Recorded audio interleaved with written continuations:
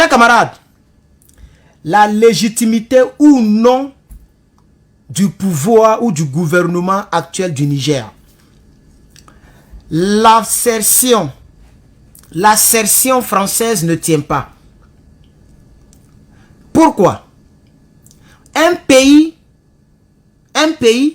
ne traite pas avec un gouvernement. Un pays ne traite jamais avec un gouvernement d'un autre pays. Si c'est comme ça, tous ceux qui traitaient avec le gouvernement du président Gbagbo Laurent ne doivent plus continuer leurs activités en Côte d'Ivoire, puisque le gouvernement Gbagbo Laurent n'est plus là, par la force des armes et tout ce que vous savez. Est-ce que vous comprenez un peu? Mais tous les pays qui étaient avec Gbagbo Laurent dans des actions diplomatiques continuent d'être dans des actions diplomatiques pendant que nous avons un gouvernement voleur d'élections, coupé de tête, un gouvernement de rebelles qui sont là, ou qui est là. Mais ça n'empêche pas la Chine de faire toujours donc ses activités avec l'État de Côte d'Ivoire. C'est pourquoi celui qui est à la tête de l'État a plusieurs appellations. Soit on l'appelle le chef de l'État, soit on l'appelle le président de la République, mais on ne l'appelle jamais le chef du gouvernement. Eux, ils disent qu'ils ont développé que nous, qu'ils sont plus intelligents que nous. Il y a même une sorcière qui a eu à dire, elle va nous recoloniser. Donc celui que vous avez colonisé là aujourd'hui, c'est lui qui va vous expliquer les problèmes les relations bilatéraux entre deux pays. Pourquoi on n'appelle pas le président chef du gouvernement? Le président s'appelle le chef suprême des armées. Le président s'appelle président de la République. Le président s'appelle chef de l'État, point.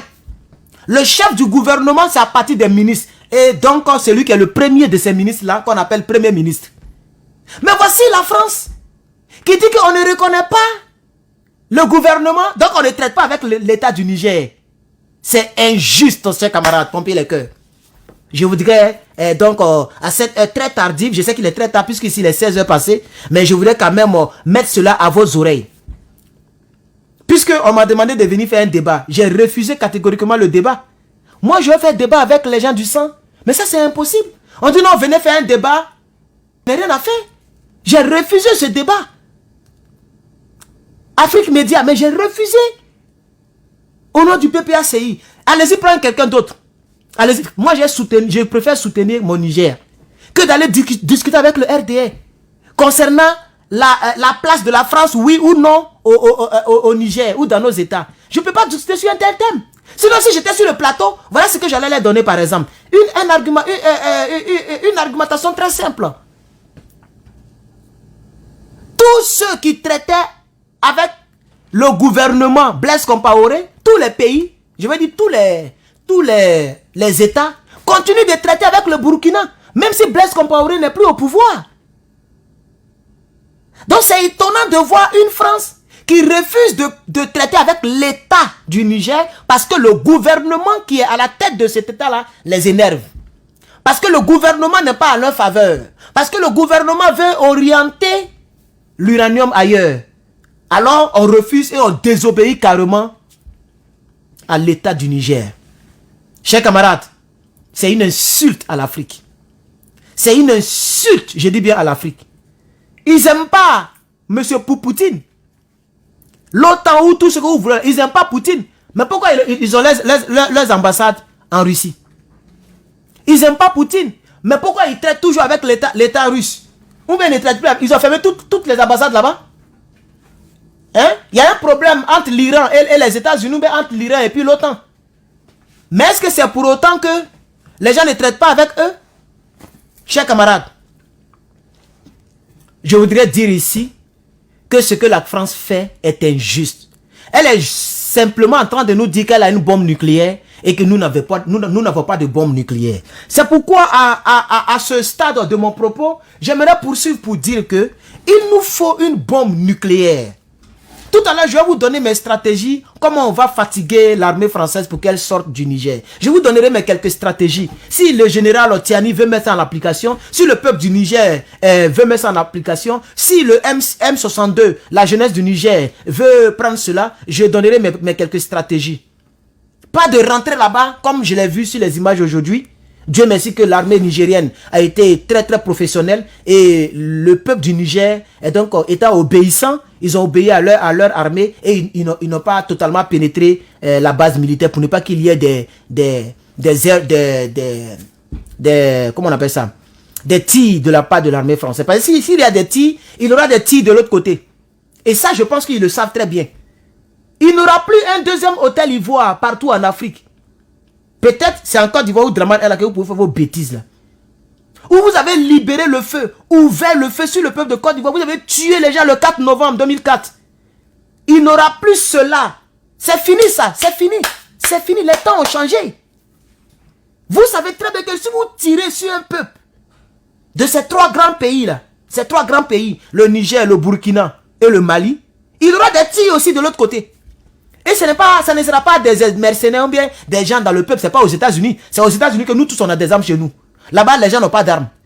Donc ça veut dire que l'armée de ce pays va tirer pour défendre son peuple. Parce que c'est leur pays. Donc pour ne pas qu'il y ait des tirs de part et d'autre, l'armée nigérienne ayant déployé des drones pour surveiller le peuple. Quand vous avez regardé ma dernière vidéo que j'ai filmée, les gens regardaient beaucoup en haut. Il y avait des drones qui avaient siégé l'endroit pour surveiller s'il n'y a pas des choses bizarres qui se passent.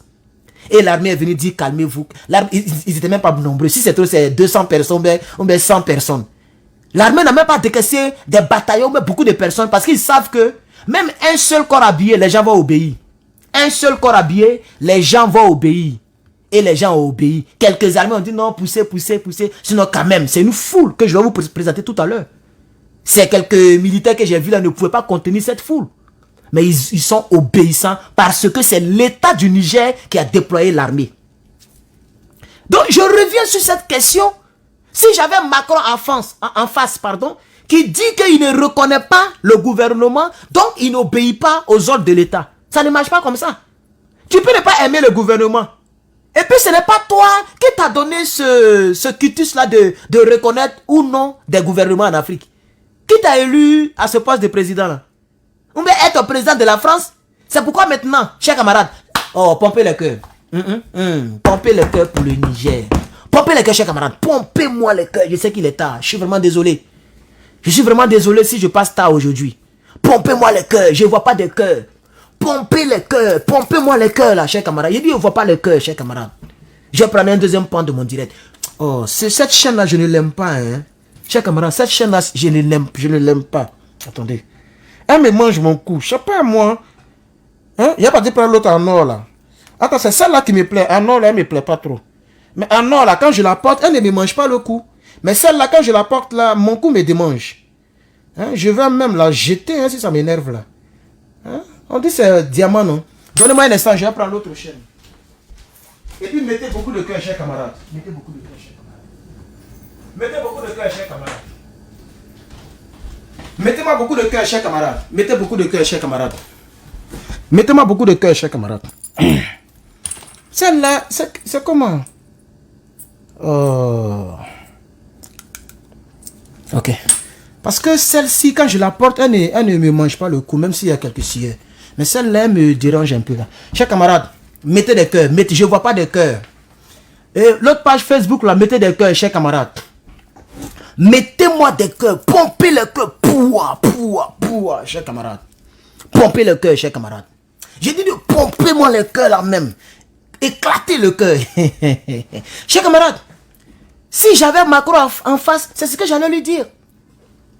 L'État et le gouvernement, ça fait deux. Et je vais vous montrer une vidéo d'un dignitaire qui va expliquer les mêmes choses que j'explique. L'État et le gouvernement, ça fait deux choses. Tu peux ne pas... Moi, je n'aime pas Draman Ouattara. Mais c'est pas pour autant que je ne peux pas l'appeler le chef de l'État. C'est comme ça même que je l'appelle. Je refuse de l'appeler président de la République. Parce que pour moi, il n'est pas... Un président ne tue pas des milliers de personnes pour prendre le pouvoir. Oh, ça a été son cas. Si les présidents aujourd'hui, c'est parce qu'ils ont fait rébellion. Il n'y a pas autre chose derrière. Si on voulait regarder les urnes, la personne qui a été proclamée par la toute dernière institution en Côte d'Ivoire s'appelle le Conseil constitutionnel. C'est comme ici la Cour suprême. Même Joe Biden ne peut rien devant la Cour suprême. Si jusqu'à présent, aucun président n'a pu enlever dans la Constitution le port d'armes aux États-Unis, c'est parce que la Cour constitutionnelle n'a pas encore tranché. C'est la Cour qui tranche. Et puis maintenant, le président signe et ça devient la loi. Je reprends. Ici, là, c'est pas le président qui tranche, hein. C'est la Cour constitutionnelle, pardon, la Cour suprême. On appelle ça ici Supreme Court. La Cour suprême. C'est eux qui ont le dernier mot dans ce pays-là. Ici. C'est pas président. On a vu même Joe Biden qui a pleuré ici. Ah, mais les armes, on tue les gens, on tue... Mais les lobbies sont assis là-bas. Les lobbies. Et il ne faut pas politique, hein. Mais ils sont assis là-bas. Ils ont des yeux là-bas. S'ils disent qu'ils ne veulent pas, ça passe pas. Oh, tant que ça passe pas, la constitution n'est pas dérangée. On doit obéir à la constitution de 1787. La constitution des États-Unis a été écrite en 1787. Ça fait des siècles et des siècles, mais les gens obéissent. Donc chez moi en Côte d'Ivoire, cette même cour constitutionnelle là, hein, qui représente la Cour suprême ici là, Gbagbo Laurent a été désigné par cette cour là. Ils ont annulé les coins où il y a eu des tricheries. Même aujourd'hui, il y a vu quelqu'un ici sur ma petite page Facebook qui me dit que tu ne parles pas beaucoup de la Côte d'Ivoire. Mais je sais que c'est la même chose. Je sais que c'est la même chose.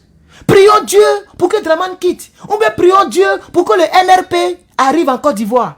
C'est tout. Sinon, tricherie là. Je ne peux pas gasser mon énergie pour tricherie. Qui ne connaît pas Dramane Ouattara? Mais vous ne le connaissez pas. Ah d'accord, restez là seulement. Ils ont déjà blessé des gens. Il y a déjà des urnes qui ont disparu. Les gens c'est Bamoukou en Côte d'Ivoire là-bas. Je vois tout. Mais quand même, j'ai quand même des sources, chers camarades. Mais je préfère soutenir mon Niger. Je préfère soutenir Niger. Oh. Mettez-moi les cœurs, chers camarades. Mettez-moi les cœurs, chers camarades. Donc, Emmanuel Macron dit, non, on ne reconnaît pas Tiani, donc on ne va pas obéir à tout ce qu'ils vont dire. Et que nous sommes au téléphone avec Bazoum, donc c'est à Bazoum on va obéir. Mais Bazoum n'est plus le patron de l'État actuellement. Il a été, mais il ne l'est plus. La preuve, c'est plus lui qui signe. Regardez, je vais vous montrer. L'État a donné 10 bus à une université quelque part là-bas. Ils ont déjà commencé à travailler. Ils ont offert 10 nouveaux bus, les longs bus là, 10 à une université. Et ils disent qu'ils vont faire comme ça, école par école, université par université. Les bus ne seront pas genre pour tout Niamey. Non. Ils veulent faire université par université. Telle université, tel nombre de bus. Telle université. Ils ont commencé à travailler. Et la facture sera payée par le contribuable nigérien. Ils ne vont pas refuser de le payer. Parce que c'est l'État, soit qui a décaissé les fonds, ou soit qui a pris les crédits, ou soit qui a fait quelque chose pour que les bus soient payés. L'ambassadeur de la Chine est allé causer avec le ministre de la Défense. Parce que eux, ils ont compris qu'il y a l'État à part et puis il y a le gouvernement à part. Chers camarades, je voudrais remercier le peuple du Niger. Merci à la personne qui a mis 50 étoiles. Que Dieu te bénisse pour tes 50 étoiles. Merci beaucoup mon frère. Ce qui fait que nous sommes à presque 100%. Il reste 25 étoiles et puis on atteint les 100% des étoiles que j'avais programmées depuis juillet. Donc si quelqu'un met plus de 100 étoiles tout de suite, on va atteindre les 100% hein, des étoiles que j'avais programmées, chers camarades. Nous sommes à 99%. Voilà. Chers camarades, on va continuer le direct. Donc, c'est ce que je voulais quand même dire concernant le Niger. Concernant le Niger, oui, les Nigériens sont allés devant donc la base militaire. On va maintenant procéder à quelques images, si vous le permettez. On va procéder à quelques images. C'est très important de procéder à quelques images. Voilà. Aïe, aïe, aïe, aïe, aïe, aïe, aïe, aïe, aïe. Donnez-moi un instant. Aïe, aïe, aïe, aïe, aïe. Non, j'aime le Niger. J'aime le Niger, chers camarades. J'aime le Niger. Alors, regardez-moi ceci. Académique et couvre une partie des... Ce sont 10 bus flambant neufs acquis sur fonds propres de l'État à être réceptionnés ce matin. Voilà.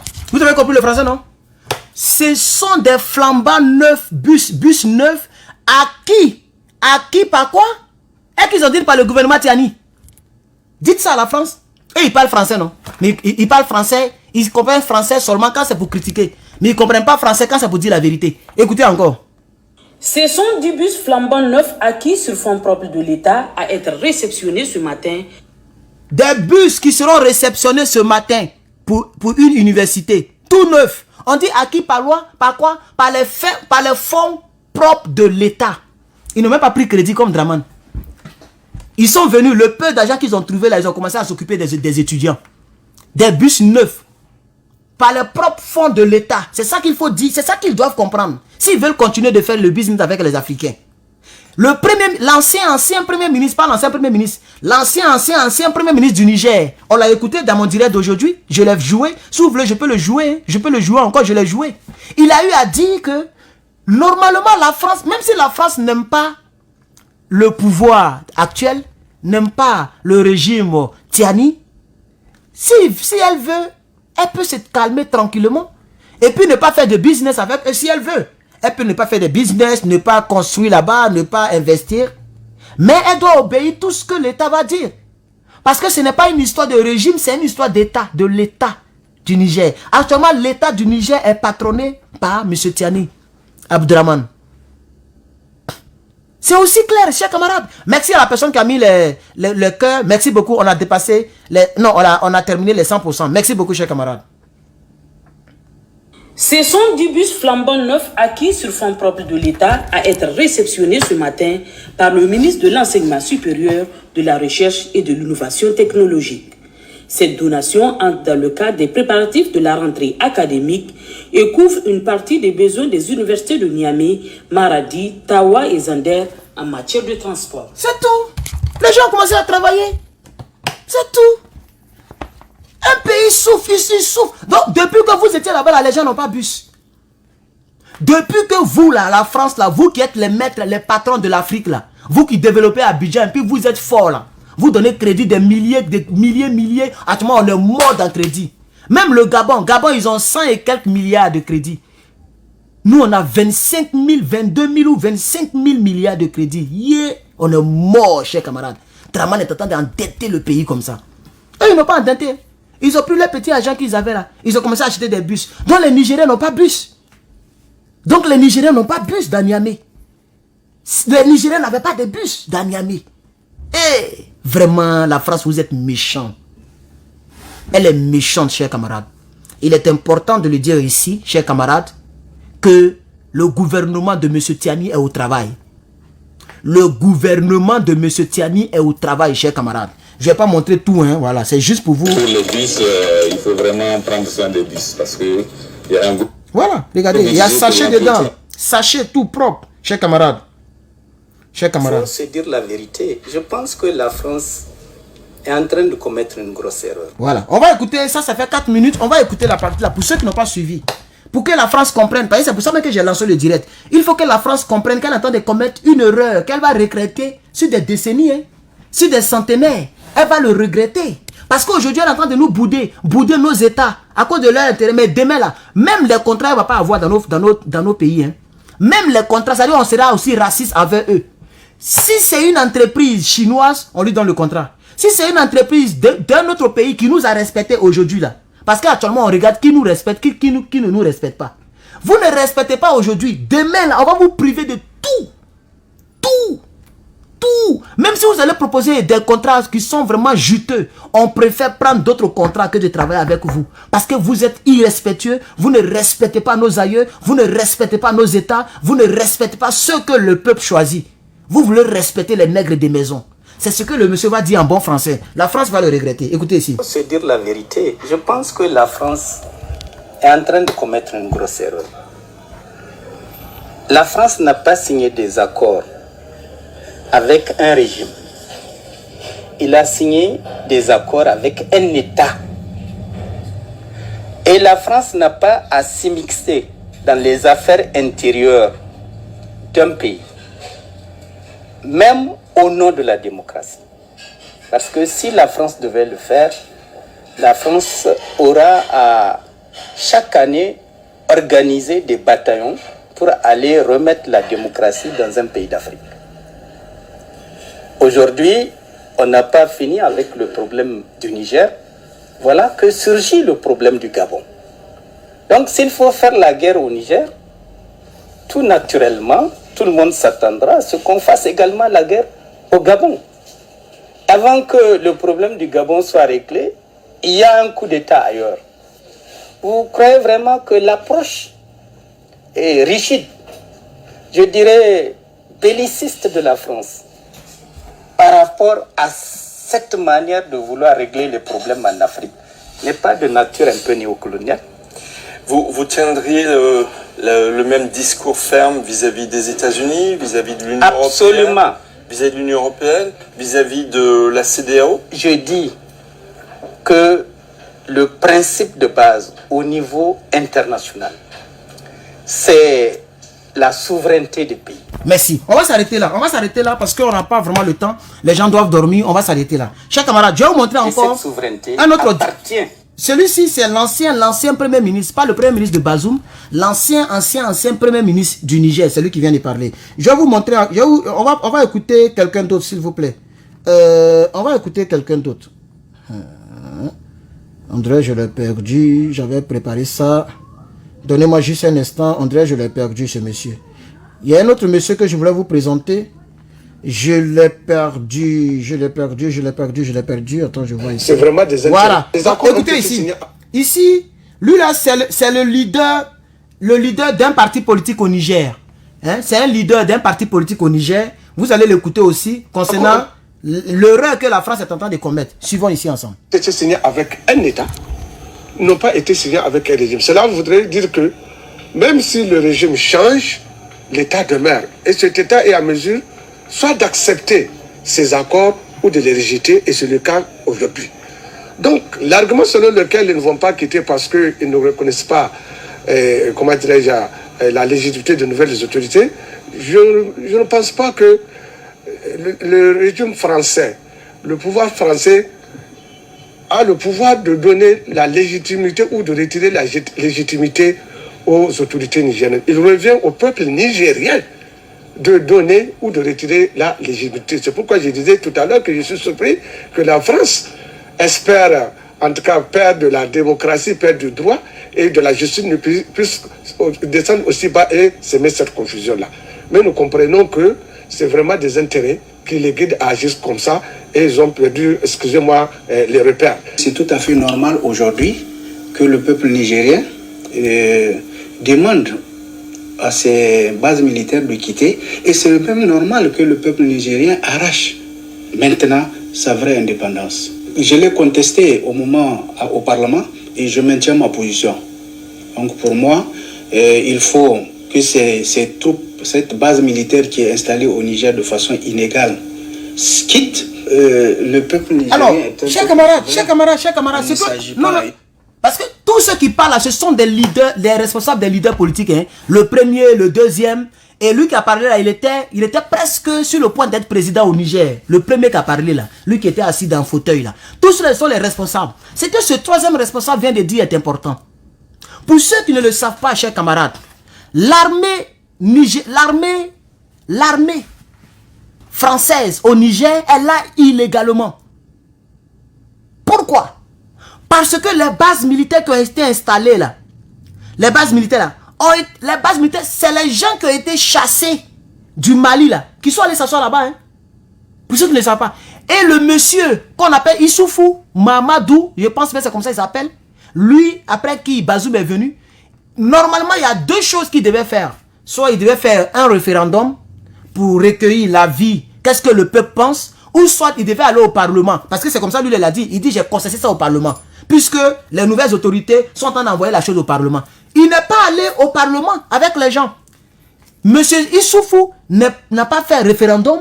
Il n'est pas allé au Parlement. Il a dit aux gens, venez, il y a la place pour vous, venez vous asseoir. C'est pourquoi ce monsieur dit que l'armée est là illégalement. Et ça, il faut très bien le savoir et le comprendre ainsi. Donc, les bases militaires qui sont là, elles sont là illégalement. Parce que le peuple n'a pas été consulté. Or, c'est le peuple qui donne le pouvoir. L'Assemblée nationale, où on vote les lois, n'a pas été consultée. Mais le monsieur a dit, venez vous asseoir, ils sont venus s'asseoir. Ces genres de choses-là doivent changer. C'est ce qu'il appelle illégal. Pour ceux qui ne le savent pas, je voudrais faire cette précision. On avance. Et il faut que ces troupes, cette base militaire qui est installée au Niger de façon inégale, quitte. Le peuple nigérien est un peuple souverain. Il ne s'agit pas à une puissance que soi-disant la France d'imposer quoi que ce soit au peuple nigérien. Et c'est pourquoi je vous parlais de vraie indépendance. Donc nous devrons aujourd'hui, le peuple nigérien doit sortir comme un seul homme pour réclamer sa vraie indépendance. Aujourd'hui, je pense que c'est une très bonne chose avec l'arrivée du Conseil national pour la sauvegarde de la patrie qui a fait quelque chose d'exceptionnel, parce qu'il faut le noter. Ce que le Conseil national pour la sauvegarde de la patrie a eu à faire, dénoncer 5 accords en un mois, je pense que c'est inédit. Et je pense qu'aujourd'hui, eux, ils ont eu à jouer leur partition. C'est au peuple nigérien aujourd'hui de sortir massivement jusqu'à ce que nous puissions avoir gain de cause, c'est-à-dire le départ de ces forces d'occupation, parce que nous avons toujours considéré que ces forces ne sont pas là dans le cadre de la lutte contre le terrorisme, mais pour préserver leurs intérêts géostratégiques et géopolitiques au niveau du Sahel. Le CNSP, quand il est arrivé au pouvoir, il est composé de tous les corps militaires, de tous les corps de défense et de sécurité de notre pays. C'est donc les acteurs du terrain. Ils connaissent mieux que quiconque. Alors, c'est un leader politique, il s'appelle Sadissou. Tous ceux qui parlent sont des leaders politiques, y compris même lui qui était en treillis là. Ce sont des leaders politiques au Niger. Donc, la télévision nationale nigérienne est allée recueillir l'avis de ces leaders politiques. Donc, on a comme l'impression qu'il n'y a même plus d'opposition au Niger. Tout le monde est sur la même longueur d'onde. Monsieur Macron a voulu tromper les gens en envoyant le débat sur le plan ethnique. Sur le plan ethnique, disant que non, c'est parce que Bazoum vient d'une ethnie minoritaire. Vous voyez un peu? Peut-être demain, il va sortir encore le plan religieux, mais il va taper poteau parce que tout le monde est musulman là-bas. Donc, il est parti sur le plan ethnique, ça n'a pas marché. Vous comprenez maintenant? Etc. Regardez, des leaders politiques. Quand on dit leaders politiques, ils ont des partis politiques, ils ne sont pas avec Tiani. Tiani même est venu en guillemets, mettre du sable dans la nourriture. Parce que Tiani est là pendant 3 ans minimum. Et vous allez voir que Tiani risque de continuer parce que le peuple veut qu'il continue. Mais malgré ça, tous les leaders politiques sont derrière. Et donc, pas Tiani, mais derrière le peuple. Parce que le but ultime du Nigérien aujourd'hui, c'est le départ de l'armée française. Tu croises n'importe quel Nigérien. Tu lui demandes qu'est-ce que tu veux pour ton pays. Il va te dire systématiquement le départ de l'armée française. Ils n'ont même plus d'autres objectifs. Non. Ils n'ont même pas d'autres objectifs. Ils s'en foutent avec qui les Tiani vont traiter, avec les Chinois, avec les Américains. La seule chose que le Nigérien vise aujourd'hui, le départ de l'armée française. Pourquoi? Parce que le Nigeria a compris le dossier africain. Les gens se servent de l'armée française pour mettre des pressions à nos présidents. Et ils transforment ces présidents en marionnettes. Vous voyez maintenant? Et ces présidents, ils sont sous écoute. Ils ont des équipes. C'est une base militaire. Tu ne peux pas les empêcher d'avoir des trous de fréquence. Vous voyez les balaises radio où les gens peuvent écouter. C'est-à-dire, ils fouillent dans toutes les fréquences de la ville. Et puis, ils tombent sur les conversations. Ils écoutent la police. Ils écoutent la gendarmerie. Ils écoutent même la présidence. Ils mettent tout le monde sous écoute. Vous voyez, on n'a plus de secrets en Afrique. Parce qu'ils se servent de cette base militaire pour avoir tous ces équipements. Et c'est pas que vous comprenez un peu. Donc, c'est pourquoi nous voulons que les bases militaires quittent nos États. Les bases militaires. Ils se servent de ces bases militaires pour donner de l'armement aux rebelles. Et quand les rebelles commencent à tuer les gens, ils font semblant d'aller sur le terrain pour voler l'or. On a vu des militaires ici au Mali qui sont sur le terrain avec des caterpillars. C'est avec des caterpillars on fait la guerre. Des caterpillars piqueuses. Caterpillar qui a truc bouche là, pour piquer là. Ils ont ça au Sahel. Ils sont en train de creuser. Les terroristes sont devenus des rats. Non, chers camarades, les gens achètent des lingots d'or. Les gens sont des extraits de l'or. Pendant qu'on tue les Maliens, eux ils cherchent de l'or au lieu de protéger les Maliens. Attends, c'est ce que l'accord stipulait. C'est pourquoi on les a foutus du haut comme du n'importe quoi, chers camarades. Et nous allons tout faire pour gagner au Niger. L'armée française va partir. Les images que j'ai vues aujourd'hui là. Non. Chers camarades, attendez. Avant de continuer